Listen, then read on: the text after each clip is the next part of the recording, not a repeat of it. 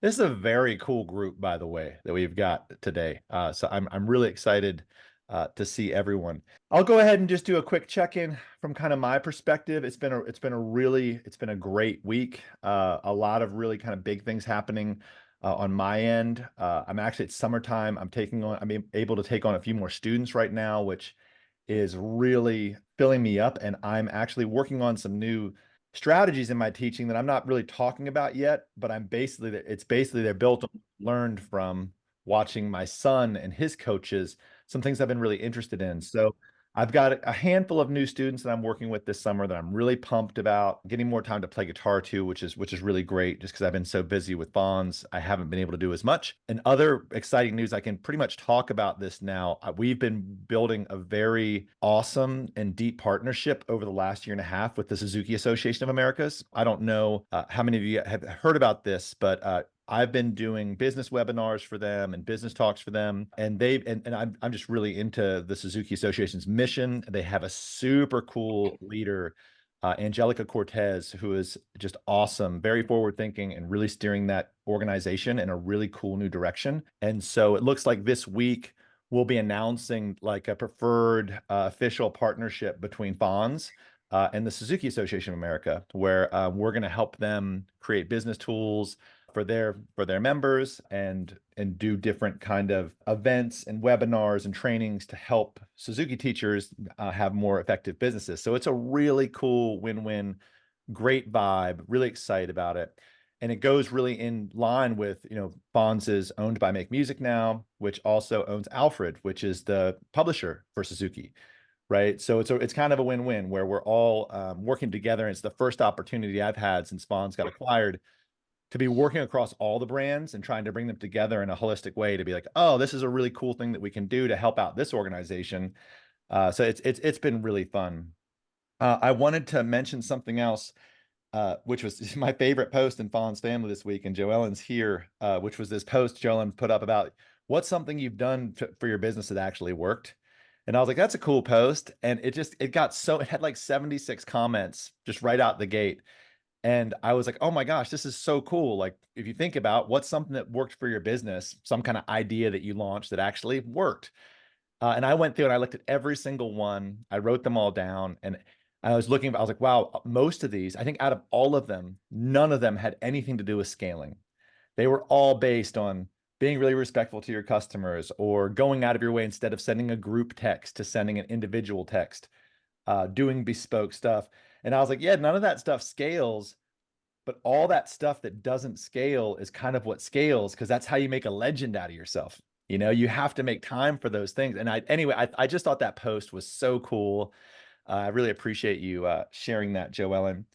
And if you haven't seen it, go check it out in the Fonz family group. It's really good. And lastly, I know there's been a lot of talk about ads and marketing. I see chirping around. And I think not for today, but if somebody does want to talk about it, we can talk about it briefly. People are saying, oh, I want to launch Facebook ads. I want to launch Meta ads. I want to launch Google ads. I want to hire someone to set up these ads for me, or I want to hire a marketing firm. And I think this is something that as a group, we could do a mastermind, or I'd be happy to walk anybody interested in this through this, is getting a working strategy for social media advertising, right? Before going into it, understanding the difference between an intent-based search or intent-based advertising. Google is intent-based. I'm putting an ad in front of someone who's looking for guitar lessons in 98106, right? That's my zip code. Super effective. I'm looking for tutoring in 981. I forget, Jelena, what your zip is up there in Northgate, but that's how you can intent-based search, and there's a real value to that. Although Meta, Instagram, Facebook can be really good for building your brand and building awareness and targeting to a really tight location, it can be a lot more difficult to pull direct leads because you're advertising to people based on targeting, not based on their intent. And so anyway, I think this could be a really cool conversation, and we can talk a little bit deeper about if you're launching ads, to say what does make a ton of sense is to launch Google ads and to put them to what you're targeting. and then retarget those Google ads with Facebook ads, right? So you search for guitar lessons in my neighborhood and you're like, oh, there's Black Forest Music. That's Eric Branner's studio. That's cool. And then the next day, you're like, whoa, I think that's the ad that I just saw. That's Black Forest Music. Then you've got those multiple touch points. You've got, and this applies to anything, but the people that are doing it well with their music studios or to get students or to get clients, there's a really great kind of way to explore that. So I'd be happy to entertain a chat with that sometime. So anyway, Joellen, I see you there, and I'm actually just going to pass the baton. I didn't want to talk too much. I see we had a couple other people stop in. Nicole, I know you're driving. Hopefully you're just rolling down the road. And Daniel, I see you here. But I want to pass the baton on and just get the conversation going. So Joellen, why don't you just jump in? I saw you say hi first. So introduce yourself, where you're from, what you do, and what's happening. Hi, I'm Joellen. I'm on East Coast. Own Piano Hub, which is like a online piano lessons, try it club style about that. But yeah, I wanted to talk about the ads because like all the things you're saying, it's like be intent based, but you have to have I'm learning all of this stuff through experimentation. It's like I just have to just do it through experiment. And what I learned recently is how important your website needs to be communicated clearly, and how you need to have, if you're going to advertise a, a web page, it needs to be like super easy to sign up for. Like it's a free thing. You don't need to put your credit card in and then sign it up for something that if you actually get a whole bunch of numbers to your website, uh, I tried it both ways. Drove traffic to like this one site um, that was the big sale, and I got nothing. I got like 29 abandoned carts. But then I drove traffic to the other site, which was free piano lesson, and I got 53 signups. So that's like one thing to keep in mind when you put the ad out. It's like don't waste your money trying to make that big sale. You might make a big sale, but if the easier the better, the more it's easy to connect. And the only other thing I wanted to talk about was how I drove the traffic to my website. It's like I don't know much about funnels at all, but I joined this social media called Stimulus, and it was made by Sticker Mule. It's like the place where I get all my cool stickers, and they have instead of advertising, they have free giveaways. And if you so I've been like building my brand on it, and you just do a giveaway. If they have to check it, you can have it like if you I'll give away $100. Everyone can enter my contest to win $100 if they if they visit my link. You have to visit the page, and that will enter them into the contest. It's contest. So they don't have to like they don't have to sign up or anything. They just visit my site. So I got like 10 times the web traffic for having a giveaway for that. And just having that experience of people actually looking at my stuff gave me enough information to understand how this stuff works. So yeah, so that's all I wanted to share, because like stimulus was like I know that I'll find out this weekend if the leads are actually quality, because it is a bunch of people signing up for free stuff. But I was just figuring traffic is traffic, so I'm kind of excited to see how that all turns out. Oh, that's a great step, Joellen. And so Stimulus is the site that you're talking about. And I like that you kind of A/B tested this two thing and you're looking for inbound leads, right? And you said you had what, 50 people sign up for a free piano lesson, right? Yeah. So those are leads, right? And you're going to do this thing.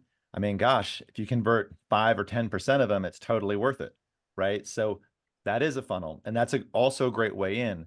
You're looking to build more like in your program, are you looking for like 10 students? Are you looking for 100 students? I forget whether you're trying to like do this at scale. Anything. Okay, Yeah. so you're grinding now. So if you're at the point in your career where you're grinding, where you need students, the two things that you can't compete with are speed, right? And personality and connection. And this is what you have in spades. And so if it were me with any lead, if I were trying to test a new thing, I would do everything I could to talk to them as quickly as possible, to get them in there, to make a personal connection doing that during that free lesson that you're giving, because those are the things that we can compete with everybody else that's trying to automate everything or trying to avoid the personal interaction. Like I still, every single person, whether I can teach them or not, every person that writes in about wanting to take guitar lessons with me, I talk to them. And even if I can't teach them, I'll take 15 minutes, like, oh my gosh, cool. I know who you should talk with. You should talk to, this guitar teacher who's really good. This is the best, classical Spanish player or whatever in Seattle. And I love doing that. And I notice every time I do that, they all want to take lessons with me, even if I'm recommending them to somewhere else because I called them. They're like, I already called that person. They never call me back. I was like, well, call them again. So it's a habit. And it's also, if you're in the phase of your career where you're grinding, where you're building, speed and personality, like making that connection, those are the two things. And we get so caught, like we get so marketed on Facebook about scale, about, being able to create systems to not have to do anything. But the personal connection at the beginning of a high LTV lifetime value customer, someone who's going to be with you for years, right? The quicker you can do that, the better. So if you're trying to land 5 of these people out of the 50 that signed up for a class, the best way to do that is to be you, right? And let them be like, wow, this person seems to actually really care. And this person, and later when you have 100 people in your program, you can switch it out. But that's a great comment. Would someone else like to grab the baton and just kind of jump in from and pick up where Joellen said hi? Or yeah, Jelena, I see you up there. Would you like to say hello? There we go. Unmuted. Yeah, hi. Welcome. I'm Jelena. I'm a math tutor, and it's a boutique practice. I don't want a herd of students. I want just a few more quality students. I have some wonderful students right now. And I don't care if they're in my neighborhood because I do all my tutoring on Zoom. So targeting by location won't do me any good. And what has been most effective so far is I happen to have a friend who teaches in a private school and she's been sending me students. So if I could find a few more people like that to send me a few more students, I'd be great. But what's on my mind right now is it's summer. I haven't raised my rates to some of these people in a couple of years, and I've got to raise my rates, and I'm trying to figure out how to do that in the most gracious manner possible. I'm sure they'll pay it, but I want to do it in a way that feels good to me. So I'm just trying to figure out how to do that at this point and looking at that. And I guess one question I have for you, Eric, is if I have people on packages, that's another whole question, but all my students are on packages. And if I want to raise the rate, how do I do that with a package that's already in existence? In other words, if I say, okay, I'm raising rates in September, can Fons adjust a rate change mid-package, or do I have to wait till the end of that package and then just get them a different rate for the next package? And how do I set that up? Now, I know I can talk to Micah about that, but maybe you can kind of give me a general overview. Well, yeah, and that's totally. Let me reflect back a couple things. And thanks, Steve, for reminding about that. We can share with you. We have a rate increase template that's that's very simple. Okay, It's that'd all be you great. do. You're a vibe master. You're not gonna have any issues with this. It's like Okay, not even something to think about. But I want to go something you said first about you said, I don't, because if somebody else is is hustling and trying to grow and they're like, hey, I don't care what zip code I'm in. I'm online. right. So this is interesting, and it's a good concept. And you mentioned 2 really critical things. One is you're developing a partnership, right? You have someone from a private school who you're helping. That is the best lead gen ever. You're helping that school have higher test scores. Those students are qualified as people who are interested in learning and they're trying. But the first thing you said, I would push back that if I were trying to build my studio, right, there's something about adding in a constraint, right? If I go online and say, I teach online guitar lessons, world, come get me. That ad is going to be so expensive. If I were trying to build my studio right now, I would build it in the 4 zip codes that I've had my studio in Seattle that I know that are Mm, all like really high-end zip codes. I would advertise to Capitol Hill. I would advertise to okay, Queen Anne. I'd advertise to my neighborhood. And so the point is giving yourself a constraint and saying, hey, I do academic tutoring based in Northgate. Well, or for you, it'd be Maple Leaf. That's yeah, the neighborhood you want. That's where all the kids are.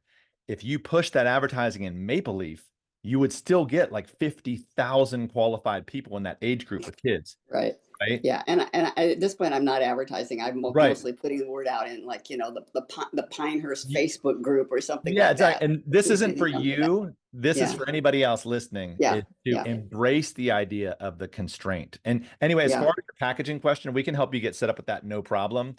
Okay, But I can help you with that, or Micah or Jen can help you with that, and we'll okay, send that template out. But that's really great. And yeah, great. just raise those rates. No one's going to care. Right. I Nobody's don't gonna- think they will. They So of won't. course the question is how much, A lot. We can talk a about that's lot. another conversation too. But Yeah, yeah, yeah. definitely. Yeah, just Yeah. Brian will tell you how much. Anyway, would someone like to grab the baton from Jelena and say hello and what they're I'll chime in. Sorry, I'm a little bit late. Can you hear me? Yeah. Yeah. Hi there, Brian. What's going on, Hey, man? This is your first time here, I think, right? yeah, this is my first mastermind. My name is Brian. I run a guitar school. Um, that it kind of just grew out of my own studio. I started my own thing in 2018 after teaching for organizations for a while, and then that eventually got to a point where I needed to take on more teachers. Um, my ultimate goal, so we mostly do online lessons. We have students across the country, but enrollment is not where I would like it to be. I think my ultimate goal is to not have thousands of students and be some conglomerate, but is to be, 500 is like the upper, uh, kind of pie in the sky dream, just kind of 500 really serious, quality students who practice and show up, and that's the dream. Um, so a challenge that I've found is that a lot of times when you're starting out, this is certainly true of me. You're starting out, you go, oh, I have no Google reviews. Oh, if I could just get to 10 Google reviews, that guy seems like he has it made. Then you get to 10, you surpass him, you get to 20, and you're like, what's going on? Where are all these things? So at this point, like, I have more Google reviews like by twofold than any other guitar teacher in LA. And I'm in Los Angeles, and it still has not done the trick, right? I mean, I get good quality leads, but they're not coming in at the rate that I would like them to. So I just kind of threw organically. So I've dabbled with, for the past several years, I've used Thumbtack. I don't know if anyone here is familiar with Thumbtack. I think that's a pretty polarizing platform. I know a lot of people hate it. I eventually, recently decided to cut ties with them because although we were ranked very high, which was good for us, like meaning, they advertise on Google. So if anybody Googled guitar lessons nationwide, they would very likely see a Thumbtack link up top. They would click on it and then they'd see my smiling face. But they'd also see a bunch of other places, and that user would just click on a bunch, and every time they clicked on somebody, that guitar teacher or school would be charged between, at the low end $25, at the high end $100. And so it became not very cost effective. So I've been grinding for a while, kind of putting that cost effectiveness out of my mind, just thinking I got to build a reputation, build that side of things. And then once I get to a certain place where it seems like our quality is undeniable, then I need to work on actually, efficiently getting this messaging in front of other people. So that's where I'm at now. I've cut ties with Thumbtack. I'm hitting Instagram hard. I did Instagram as kind of a solo guy for a while. I burned out on that, but then I reactivated the account because I had a decent base of followers there, and just kind of converted it to more of a company thing. That has way increased traffic. It hasn't resulted in all the landed students that I would hope, but it's still at the beginning. Final thing that I'm kind of putting into place right now is I'm putting the final touches on a proper landing page to sign people up, and then then I have to figure out how do I get that landing page and my messaging efficiently in front of other people. So that I was kind of talking to Eric a little bit about how to go about mastering things like Facebook ads and stuff, because I find that stuff very, very daunting. Yeah. Yeah, that's a lot of really good stuff you shared, and I'm glad you did because I'd been looking at the stuff you were making. Let me ask you a couple questions. Like Yeah. right now, how many students are you serving at your school? Yeah, it tends to hover around 50, Okay, right? so that's good. I can't seem to break through that. That seems to be the upper limit of what our current level of, you know, advertising or whatever can get us. How long? So okay, so this is interesting. So if you've got 50, are you teaching most of them yourself? I teach a fair amount myself. I have about I'd have to count on my schedule, but I have about 20 students of my own. Hmm. And then the others are dispersed. We have about 8 teachers. Although, if I'm honest, not all of them are really active right now, Okay. because they're contractors. So it has to be the right student because I know the teachers and I kind of know their style. So it just so happens that they're not all engaged right now. Well, so Brian, so check this out. I think that honestly, this could be like a 3-hour conversation about just what you said, right? And I Yeah. think we could really dive into it, and I'd love to chat with you more about it. I have an instinct, and I could be totally wrong, but Mm, we all start at the core. Like you have this great product you're building, which is like you're doing this niche, trying to reach out to people that are serious about learning. You're trying to build this student base. You're trying to get the word out. You're trying to go online. You're probably trying to cast a wider net than just LA, right?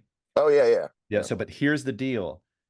You're in LA, and LA is what you know, and LA is where all the money is. Like, so I can tell you because we run Fons that the teachers Yeah. in LA are charging an incredible amount of money and doing Yeah. very well. So the what concerns me about what you're saying is because Mm, I think you have a really good point that thumbtack, you don't need that. That's yeah, you get leads from it, but you're not getting qualified people that are wanting to do what you want. I love that you have a long-term strategy of your YouTube of Instagram and YouTube. You're putting content out there to say who you are. Jake Esner, I don't know if you know that dude. He's like done a really good mhm. job of like if you don't know him on Instagram, he's built Yeah. his teaching business through that, does really well. And the person who does that in Seattle really well is this guy, Rob Hampton, Heartwood Guitar. Focuses Mhm. more on beginners, but he's got a real niche, really good. What I'm curious about is if you have 50 students, why Mhm. you're not getting more referral traffic, right? Because this is an interest. I mean, Yeah. and that would be the question if we were hanging out. I'd be like, you have 50 students in your program. That's generally that should be a lead generator in itself. Well, it's funny because you always hear word of mouth, and I my because you're right. We do get referrals, but not at the rate that you might expect. Um, and just to be clear, our retention rate is really high. I mean, we're good at what we do. It's not that we're driving people away and they're not referring their close friends or something. My thinking is that first of all, LA is huge. It's I don't necessarily. I mean, I've not lived in that many places besides this, but I think people are maybe a little bit more isolated in LA. I don't necessarily. Um, Also, my students are mostly adults, so Oh maybe yeah, maybe word of mouth is that's more tough. parents talking to each other. Yeah. Okay. Yep, Yeah. that's it. So, there's all these little things that like, yeah, Yeah. but there are like I said, this is like, these are all clues for how you Mhm. can build this thing. And so what adults do love to do is like adults love to get together and drink and play guitar, right? And Yeah. so Yeah. I built a studio of adult students for the years. It was like fun for me where I Mhm. would pair my students up. And so there is, and actually, and I want to move on because this is a longer Yeah. conversation, but I Yeah. would love to send you some people who are doing similar things and similar demographics.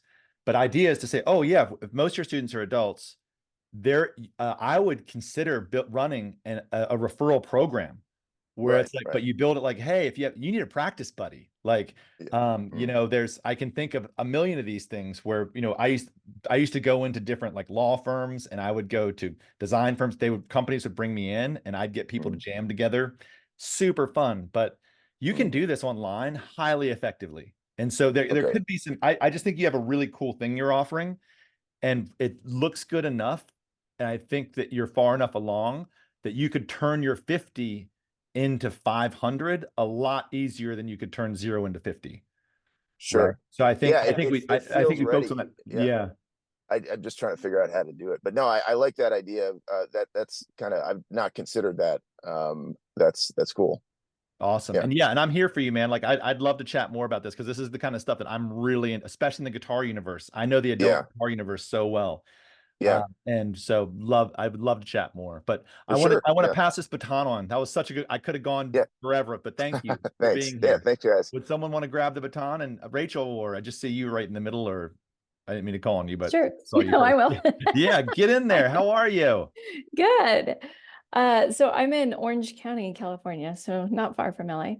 And I'm the director of a music conservatory here, which is my connection to Fons. I'm in Fons all day, every day, administrating the conservatory. But kind of what I'm actually thinking about right this very minute is I have an online course where I teach pianists how to accompany.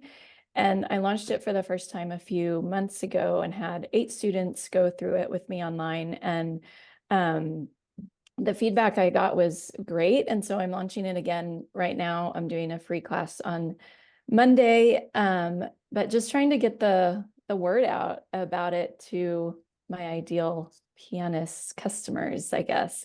I have the podcast, which is for piano teachers. And so for the last course, I did have some piano teachers who went through it, which was great. But I think there's other pianists who aren't necessarily piano teachers, or maybe they don't want to be piano teachers, who would benefit from the course. So that's kind of what I'm doing right now this week. Oh, I love it. Can we talk about it for a second? Sure. Okay, who's your target for this? Who does want to take this? So piano teachers maybe, but people who want to up their accompaniment game. This is what you're doing? Yes. So people who want to learn to accompany if they've never done it, to maybe make some extra income, or people who have done some accompanying but have never had any kind of formal training.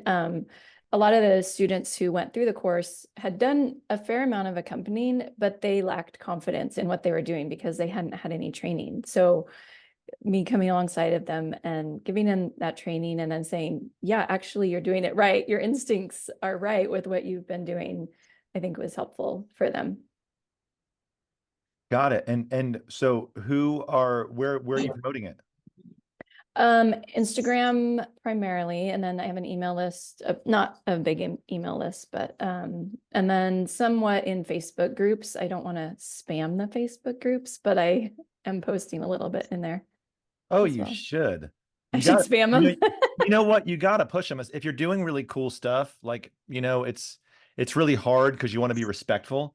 But if you're doing something, you're testing something out, you're trying a new thing, like you're like a known entity too. Like you're out there, you got a podcast, you're all over the place. So I don't think anyone would be put out if you talked about it, because what talking about it will do with confidence, if you talk about what you're doing confidently, it's a faster rate to know if you have something called product market fit.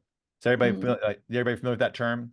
Like, is the product that you've created, is there a market for it that fits? Like, are there people? And so you want to talk to those people and establish product market fit or not as quickly as possible, right? Which there is, but if you know where the people who are hanging out that would be interested in that, you're already trusted in them. So I would encourage doing that. I think, is your funnel for that, you're basically doing a free kind of intro to it? Is that what you were saying? Yeah, I'm doing a free class on Monday, a live class, and then, I'll send out the replay. So, yeah, ideally people will come to the class and then I pitch the course at the end of the free class. Is this for like piano accompanying? Yeah, well, like accompanying singers or accompanying instrumentalists, choirs, things like that. So are you like really good at that? Is that like something that's like I have a doctorate in collaborative piano, so it's like my thing. Wait, so like, why don't I know that? Right? Like, I know you as being out there, but this is your niche. You're a badass accompanist, like on paper and in real life, right? Why am I just hearing this for the first time? That's like, hey, Tressler, you play sax? That's cool. Like, really? Come on. This is like, maybe you take that away from me. It's like, you need to talk about that, because that's a really cool thing. I as a layperson accompanist, who my grandfather was an incredible accompanist. But as a layperson, I'd be like, wow, what else could you do with that? Like, I can see a lot of things where having accompaniment skills would be great for like a high school kid that was like playing music with their friends. I don't know. That sounds cool. That's a good player, classically trained. I mean, I could market this in a bunch of different ways, but I'd love for you to be like, oh, this is my thing. I'm helping with a lot of people suck at accompanying, right? Because I've definitely had my share of accompanists that I played with that were not good. And if this, I don't know, I think that would be a great way to start it is to really establish yourself, to talk about it. What are you excited about with it? And I think bring people in. I'm trying to understand what your core market actually would be for this.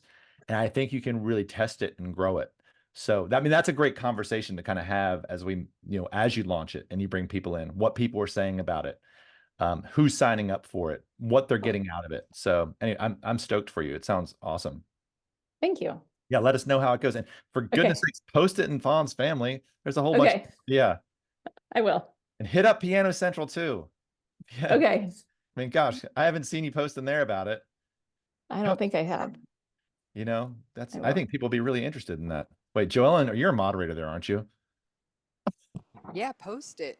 Yeah. Nice. I was afraid Joellen was going to be like, shut up, Branner. Take that. No, that's definitely something that the teachers want to are going to want to see there. Okay, I'll post. Awesome. Thank you, guys. I can't wait to hear more about it. I'm so glad you're here, Rachel. That's so cool. That's so Thank cool. you. Would someone like to grab the baton from Rachel and check in? I would, if possible. Oh, Kevin, it's your first time here, Kevin. What's up? Tell us all about it, man. Hello. Just to introduce myself quickly, my name is Kevin Ebert. I'm a musician, a classical guitarist in Cincinnati, Ohio. I'm in kind of an unusual position where I'm attempting to reestablish myself in the music community here and as a teacher. I stepped away from teaching in music partly because of COVID. I became a stay-at-home father at that point. My life was radically altered in a way I didn't see happening. And I'm only kind of now at a point where my son's a little bit older where I'm able to step out of this role and kind of return. I also am just completing a PhD, another reason I stepped out, in higher education leadership, which is administration of universities and the study of higher ed in general. I have a master's degree in performance. Now, I don't want to talk too much, but I just think this background's a little important. For many years, I taught at Xavier University guitar. I was kind of the lead guitar instructor there, had many students. I taught at the University of Cincinnati College Conservatory of Music in the prep program, and I was really a known figure in the community. And after stepping away for about 5 years or so, I am not any longer. At least it feels like that. And it feels like I'm in kind of this rookie position, and it's really interesting to be part of. One of the things that happened was I attempt to cultivate students again. So many of my students were college students, right? They came and they moved through the program, and now they're gone. They've gone back to other places in the country where they were. It's really a hard part of being a guitar teacher, and if you're serving college students, to cultivate those long-term relationships. I was also kind of a specialist in adult education in the Cincinnati area. People really knew me as that. And a lot of my students were adults, and when I say were, it's like some have literally passed on, in that time period. I'm not joking. Yeah. Or they've moved across the country, or they're a little older now and they're not really playing anymore. So I could say more about this whole thing, but it's a little tricky. That's where I'm at right now, of like, first of all, everything everyone said, it applies to myself as well, and probably everyone else in this group listening too. Such an interesting conversation. And it's like, I almost don't know where to begin. I've had to build this infrastructure of showing I'm real, building websites to show, look, I really am a musician. I'm doing this in terms of an online kind of face, because it just feels like before I was in a situation where I had work and students just flowing to me, right? Where now I have to actively cultivate myself more as an independent musician. And it's a very different world. And maybe I should just stop talking right there. No. Oh my gosh. I'm so glad you came. I'm so glad you shared that. You do have a unique situation, as we all do. Yours is interesting. You're right. College students, the attrition rate, they grow up, and people moving, having to take time off for the pandemic, going from being super established and then suddenly not being, and now you're instead of working in an institutional world, you want to be entrepreneurial. And man, Absolutely. and so let me tell you, you may have felt comfortable in the institutional world, right? Because that was a cool thing. You had great students, you had prestige. Once you figure out the entrepreneurial side, which is running yourself, there's so much more freedom. You can live like an artist. You can make a lot more money. You can work with people you want to. So you're in a beautiful place where I'm really into this idea of like, what's the core product, right? And man, as soon as you jumped in the call today, I was like, oh, dude, this guy's serious. Like you can tell, like people have a vibe. You're into what you do. You're experienced. This is a beautiful spot to be like, how am I going to wrap this up? How will I package this? How will I reach the people I want to reach? So the question that I would ask you, because I think you check all the boxes, like a ton of experience. Like if I lived near you, I would be stoked to have my kid take guitar lessons with you. It sounds great, or myself for that matter. I could use it. But the question is, what do you want to do? You're working on this doctorate in like higher ed. Are you planning, like, is your goal to be teaching guitar again and have your own studio, or are you doing this to tide you over? Do you want to build something long term? I can tell you, if you tell me that, I think that, well, yeah, what do you feel about that? Well, here's the deal. During the pandemic, I feel like some life goals have changed. Okay. Where I started at this place of doing this to, be an administrative position in the university, I'm not sure it's as appealing to me as it once was. And they're tough, brutal places. And you can make some money with this type of degree, I'll be honest, but it comes at a very high price of life balance. Like no joke. So you're finishing your PhD in this topic, but you're not Yes. really pumped on working in the precise area of what you're getting your PhD in. Yeah, exactly. I mean, it's a general degree, and I mean, if I could find something where I combine music and guitar and that, but I think I'm really willing to go entrepreneurial, and I see the benefits. I mean, I see the benefits. And have you had any experience building a business, running a business, or if most of your career has been in working in the institutional realm, Most of right? it's been institutional, and I mean, I've like many teachers, of course, I've taken money, and done some things like that, but I've never really done it myself. Oh man. Yeah, this is such an exciting time for you. Man, this is like when I first started, when we co-founded Fons like 7 years ago, whatever it was, I literally knew nothing. I had a business background, but I knew nothing about putting technology, right? And I was a guitar teacher who like desperately loved hanging out with kids and playing guitar, and ran a really successful school that I built into a business here in Seattle. And so he built this thing.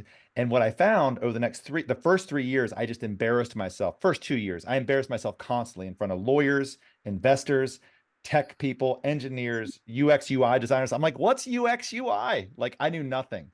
Running ad campaigns, raising money, talking to VC firms, going to start. But what happened is I realized about 15 months into founding Fons, I mean, I would be red-faced, I'd be sweating in meetings, I'd have no idea. I was burning a ton of money that was not mine. I'd never understood. This was building a real company. I was meeting Steve Tressler in the university district, begging him to come onto the platform. And he was like, well, if you guys build subscriptions, I might be into it. So we built our first subscriptions engine. I mean, this goes way back. It worked anyway. Yeah. But at the end of the day, dude, Kevin, building a really successful company is not nearly as hard as like playing a Bach fugue on the guitar, or like playing Leo Brouwer sonata on the guitar, right? Like it's not as much work. It is like, it is something that you can grind in the same way that you learn to play music, but like it should be exciting. You can be like, yeah, I'm going to learn the fundamentals of what it's going to take to do this.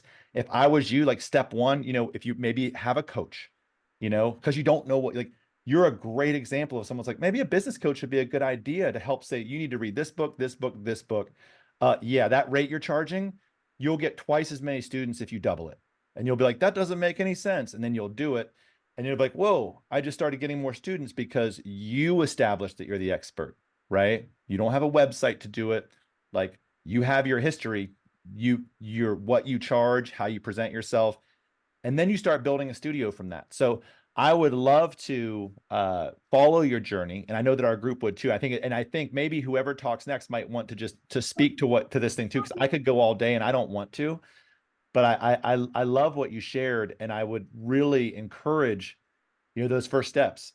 Be like, hey, what do you want to do in your community? You want to teach, right? You want to be an awesome teacher, make a great living doing it, and play and get people playing music. Like your town needs that, and you can definitely build a studio. I don't know if anybody else wanted to take the baton that has experience with I this. would. Not except Teresa. Oh gosh, here we go. I'm just kidding. I give Teresa every time she says, Teresa, you have 10 seconds. Don't make fun of him. Fine. No, I'm not going to make fun of him. Teresa's the All best. I I'm just want to kidding. say is, Kevin, I have a lot of what I've done. I want to reach out to you afterwards. What do I have? 6 seconds left too. And so I'm going to contact you and friend you. Okay. And then we'll talk about this, because I have some ideas that will help you and observations that happened. And yes, you've got a sterling background, and yet you're doubting yourself. Oh my gosh. No, no, no. You've got a leg up you don't even know about. I know all about not being, vanishing. And you can reemerge, and it's going to be fabulous.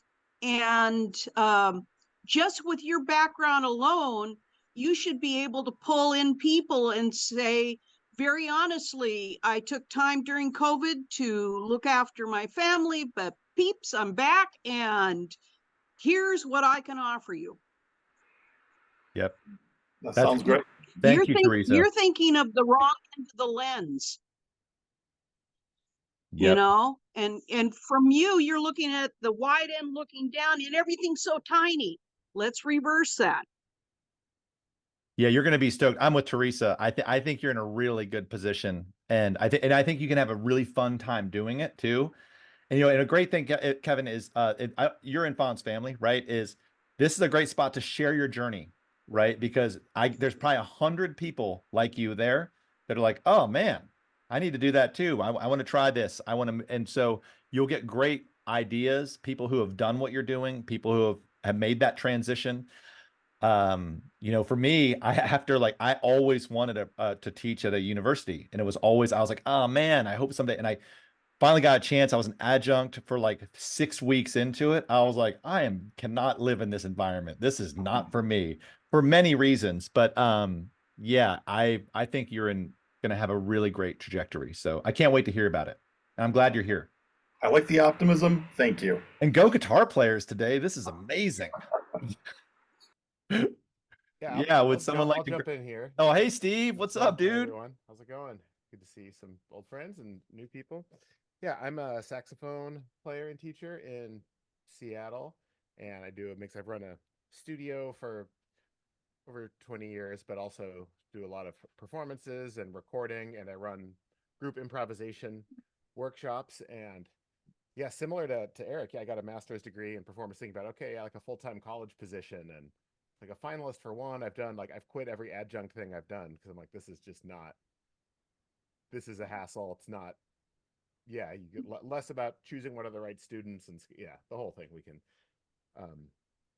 chat about that at some point, but yeah, loving the autonomy and the freedom of doing it independently. And the higher education stuff I do now that's a lot more enjoyable is a guest artist. So I go around to several universities, and I play and run classes and do lessons and do a concert, and then I'm out, and I don't have to do all the grading emails or or whatever. But also, in related to what you were talking about with Brian and in leads and at advertising and all that, I think there's a lot of advertising can be really helpful for specific situations, but I think there's a lot of people that are trying to build just kind of like, oh, I need a few more students, with like what Eric was alluding to with referrals, like that you can find those key referral sources, like where do your current students come from, who told them about you, and really nurturing those. That's been huge for me. And as a saxophone player, I kind of realized, where do I get my students from? Well, band directors that I know, they have saxophone students that they're switching from another instrument they can't play. So, and then from other parents, that's about it. So I started going to like educators conferences and meeting lots of the band directors. They'd bring me in as a clinician, or I'd volunteer. I go to their performances, and I'm going to a fundraising thing now for Edmond School District tonight, you know, just being part of the scene and being around and being helpful. And I'm not pushing for students at all. In fact, I'm turning people away. My studio's been full for a while, and thinking about what you can do to build community with those folks. I've done workshops for like creative music and improvisation workshops for educators. And then for my current students, you know, I posted last time the recital I had. I took some highlights, a little sizzle reel of the recital, and I tagged all of their band directors and made it really shareable for the other parents to invite other people to the recitals, and then the kids get their friends to sign up. And I'm putting them in groups this summer. So I'm really prioritizing like friends of my current students. And then there's like a critical mass of them that are doing well in school. And then, you know, other kids ask who they take lessons with. And that's been super helpful. And none of that's with any like any ads. It's all just organic community development stuff, and there's plenty of that can happen. Can I stop you, happen Steve? online. Yeah. I'm sorry to interrupt you, but I want to like Yeah. reiterate before you go any further. And this is what I'm talking about. And like, if you're trying to build your studio, I would just like friend Steve on Facebook, right? Or whatever, follow him on Instagram. Just do it, because this is it's non-marketing marketing. There's no marketing, but man, he is going to always like in Seattle, everybody knows him. Nationally, a ton of people know him, but it's all like good. He's doing fun stuff that's awesome. Like, here's a video of me playing in the Alps for a bunch of like, you know, doing an improvisation workshop, doing fun, interesting stuff, building the core of what you offer, having a fun time with it, making it accessible, having a niche, being like, yeah, I teach people how to improvise, doing these workshops. The word, it's infectious, right? And it's been like this for years, and you've just been honing it. Every time we go get a coffee, you're like, I'm going to do this thing. And it sounds like a lot, but like, man, what he just said, like that last recital that he did, that video, that's how you get students. And it all wraps up into, it's called showing up, right? Like, you go to your student stuff, you show up to the thing, to the discussion about whether or not there should be bands in schools, and you're there as a representative. You create great experiences for your students. You bring people together.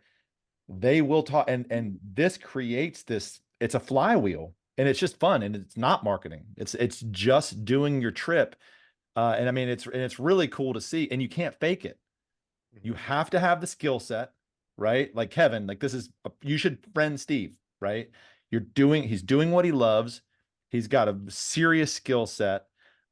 He has nothing to prove. And because of that, that energy is, oh, that'd be fun to hang out with that guy. Maybe I can improvise, although I'm a classical, you know, whatever. That is growth energy, and it's really, I don't know, it's awesome. So I keep going. See, I didn't mean to interrupt you, but I wanted to make sure that people picked up on that. Good time to interrupt. And I do some online marketing, but it's more for as I've split off like improvisation programs. I have the worldwide, like I'm posting more content and free, like I'm working on, you know, free guides and ebooks and share that kind of stuff. But none of that's with my local studio. Like that all is just old school word of mouth. Except for I have a fun story about, I may have talked about the student who moved from Japan when he was 16, sax player Tayo. Have I told you about this kid? Big time, but yeah, it's so good. Well, quick story. When he was 6 years old, he lived in a rural village in Japan. He heard Sonny Rollins at a restaurant and begged his mom to play horn like Sonny, and his hands were too small, had to get a soprano.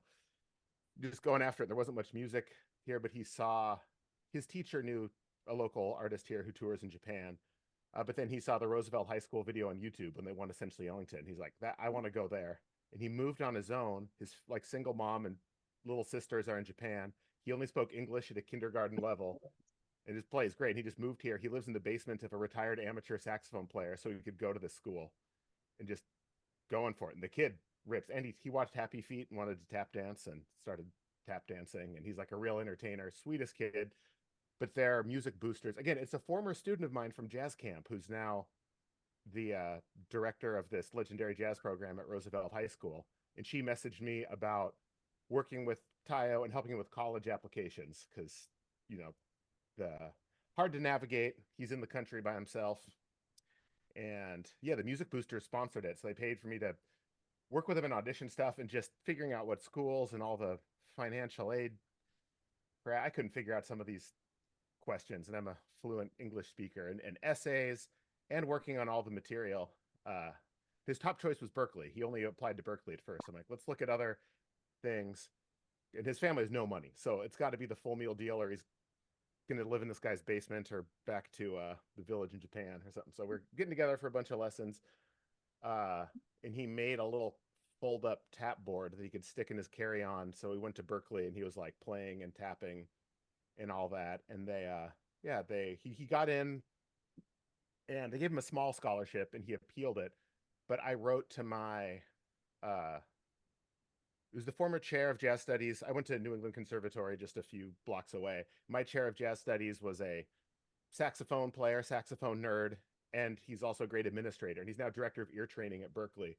It's just like, hey, Alan, check out this kid. Here's this. I told him the Sonny Rollins story, and he's just like, wow, that's really remarkable. I saw the videos. Oh, I took this kid's audition videos and had him put them in a separate Dropbox so I could easily share it. And I was like, check out these little clips of Tayo. And then Alan saw it. He's like, wow, that really is remarkable. This is a big school. But it's not so big that we can't notice, remarkable people like this. So thanks for the referral. It means a lot. I'm going to send it to director of admissions. And then it sat there. But later on, when he appealed it, director of admissions saw it, and he saw the note from Alan too. And then they just bumped it up to the full presidential scholarship, like including room and board and a computer. And this kid's like set up. So he's going.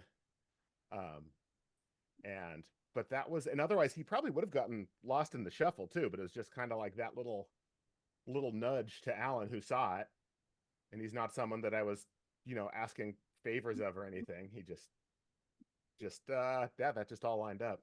And how good does that work make you feel? Like, I mean, man. that is like it's almost selfish. It makes your life feel so good. Like you're like, it's amazing. It's an amazing win for both of you. Yeah. And so when Hannah called me, the director, it's like, do you have room in your studio? I was like, no. And she told me about it. It's like, yeah, I'll do it. She's like, I don't know how to get the money approved. And I was going to volunteer. I told her, I'm like, hey, if the boosters comes up with money, like, that's awesome. But we're just going to get started and we'll figure it out later. She even said she'd pay me out of pocket. And I was like, no, don't. When did he find out about this, Steve? That's a freaking awesome story, yeah, dude. That was a few months ago. And oh yeah, but he's got buddies there already. When he was auditioning, he was sleeping on his friend's couch, and so he's like the sweetest kid and knows everybody, and he's jamming. The other side of this, we'll talk too much here. At a certain point, we were playing. We're in a lesson. He just sounds fabulous, but then there were certain keys he was not proficient in. He's like, I have a solo in jazz band in this key, and how do I, play a solo in this key? And I was like, do everything you're doing in this key. And I was showing how to map to scale degrees, and like we're transposing. And I was like, dude, the level you're at, you've got to be proficient in all, so I was showing him taking these things that he's already doing, making a mental model and transposing.